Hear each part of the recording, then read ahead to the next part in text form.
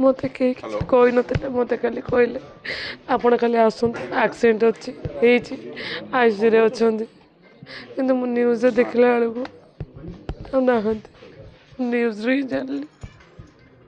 Please କ'ଣ କରନ୍ତୁ, କିଏ ଧୋକା କରିଛି, କ'ଣ ଧୋକା ହେଇଛି ମୋର ଜାଣିବାର ଅଛି। ଆପଣମାନେ ଠିକ୍ ସହଯୋଗ କରିକିନା ଜଣାନ୍ତୁ। ଆଇଲା ବେଳକୁ କେହି ନଥିଲେ, ଡୋର୍ କ୍ଲୋଜ୍ ଥିଲା।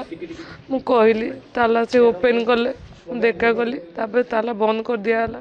ମୁଁ ସକାଳ 7ଟାରୁ ଆସିଲିନି, ଏବେ କେତେଟା ବାଜିଛି ମୁଁ ଜାଣିନି। ଜଲ୍ଦି ଟିକେ ହେଲେ ମୁଁ ନେଇକି ଯିବି।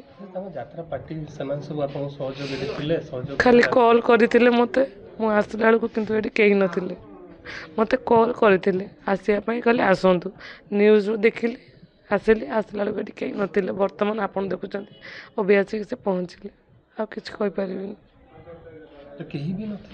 କେହି ବି ନଥିଲେ, କେବଳ ମୋ ସାଙ୍ଗ ଭାଇମାନେ ଥିଲେ, ଆଉ ଆମେ ପରିବାର ଲୋକ ଆସିକି ପହଞ୍ଚିଲୁ। ଦୂରରୁ ଆସିଲେ, ଜଣେ ନୟାଗଡ଼ରୁ ଆସିଲେ, ଆଉ ଜଣେ ନିଶ୍ଚିନ୍ତ କୋଇଲି ମାହାଙ୍ଗାରୁ ଆସିଲେ, ଇଏ ମାଇଁ ହେବେ ସେ ଯାଜପୁରରୁ ଆସିଲେ। ସମସ୍ତେ ଆସିଲେ, ଆମେ ବହୁତ 4ଟାରୁ ବାହାରି 7ଟାରେ ଏଠି ପହଞ୍ଚିଲି। କାଲି ମୋ ବାପାଙ୍କ ସହ କଥା ହେଇଥିଲେ, ମୋ ସହ କଥା ହେଇନାହାନ୍ତି। ମୁଁ କାଲି ଯାଉଛି ଏତିକି କୁହନ୍ତି, କାଲି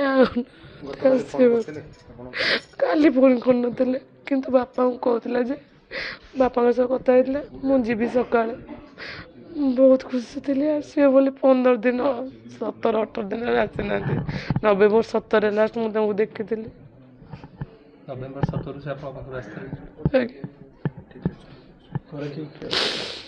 ମୋ ଶାଶୁ, ମୋର ଗୋଟେ ଛୋଟ ଛୁଆ 3 ବର୍ଷର, ବାପା ମା ଭଉଣୀ, ଏତିକି।